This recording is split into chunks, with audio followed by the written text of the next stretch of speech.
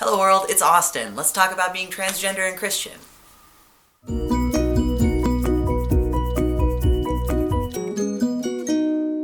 So in the past I've done a couple of Transgender 101 videos. I've done a video talking about why being trans isn't a mental illness and what it means and what allies should and shouldn't do. So if you want to check that video out, click over here. Then in another video I talked about the difference between gender identity and sexuality and the many ways those things can go together. So if you want to check out that video, you can check over here. Today I think it's time for another one of those transgender specific videos. So today, let's talk about sex. Not sex like the hot and heavy Netflix and chill kind of sex. I mean the sex that we talk about when we talk about the way our bodies are classified. And FYI, I'm gonna use some body-specific terms here, so if you don't want to hear specific terms about bodies or you get triggered by it, that's okay. Click away now. So, when we talk about physical sex, most people immediately think about external genitalia. Humans come in two strict varieties. There is the one variety that has a penis, and there's another variety that has a vagina, and that's it. And as kids, that tiny bit of visible genitalia is what determines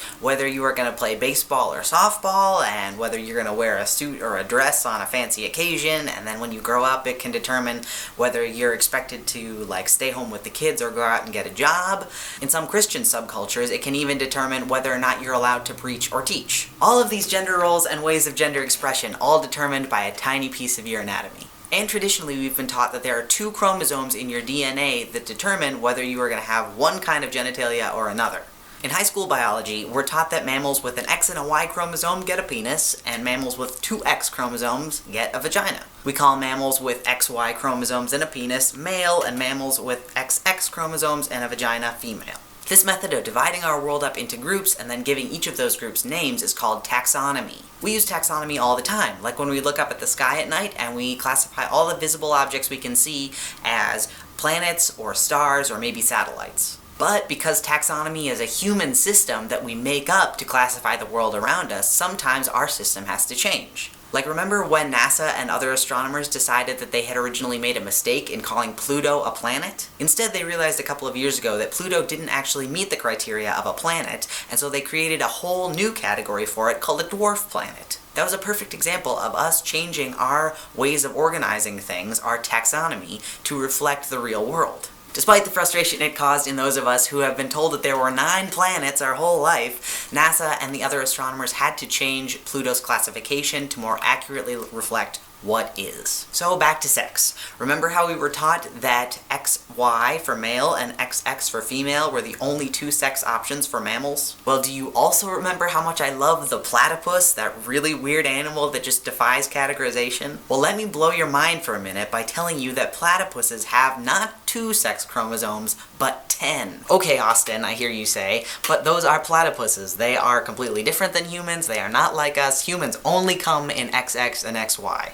Well, dear viewer, I am happy to say that that is not true. Humans actually come in many different varieties. We've got XXY and XXX and XYY and just plain X, and about half a dozen other combinations. Some of these combinations cause medical problems, but others don't really do anything at all, and you would never know that you had any special combination unless you got your genome sequenced. Many people with these other combinations go their whole lives without knowing they have them. But wait, there's more! It turns out that sex chromosomes, those pesky things, are not the only source of genetic information to tell our bodies how to create things like sex hormones or internal and external reproductive organs. Information about those things can actually be found in other parts of your DNA, not just on the X and Y or the X and the X. What this means is that there can be people who have totally normal sex chromosomes like XY, but who have a vagina and the internal reproductive organs that we generally associate with females or XX. And this is all because that particular information was passed on in other parts of their genome, not on the X and the Y that they have.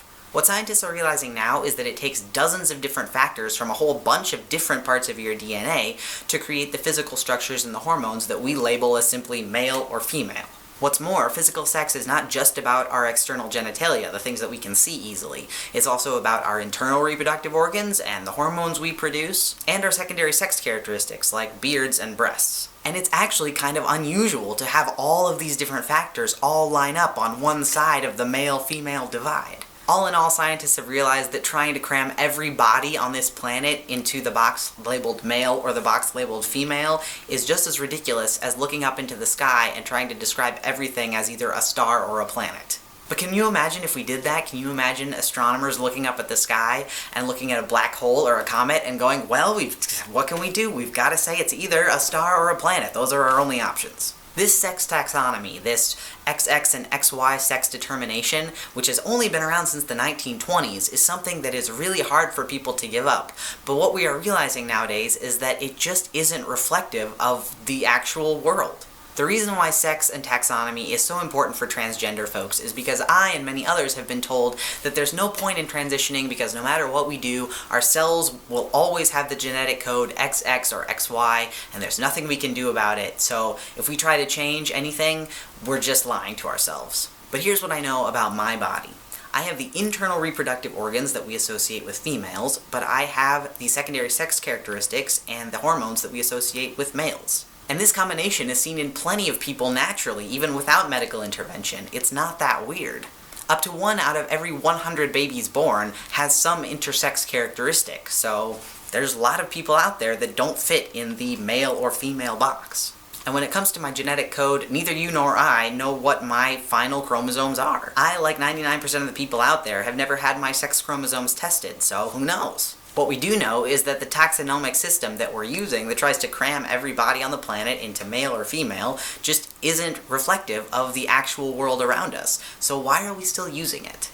Why not admit that we just don't know everything? Why not change it up a little bit? I think God might be pleased to see a little bit of humility on our part in that we don't know everything about this wonderfully diverse creation. And when it comes right down to it, nobody has the right to tell me that I need to smash my body and my soul into a human-made system that is neither factual nor true. I hope this video made you think a little bit more about our sex classification system. If you want to know more, there's a great article that sparked this whole video down in the description below, and that article is actually based off a new book that's coming out, so you should probably read the book. I'm going to, because I'm fascinated. Thanks for watching, everybody. I will see you back here next Wednesday. Let me know if you have questions. You can always hit me up on Facebook or Twitter, and the Patreon is up, and I need you to be patrons, so sign up, and you can get all kinds of great stuff from me once a month for your patronage, and that would be great. So we will see you next week. Have a great week, everybody. Peace.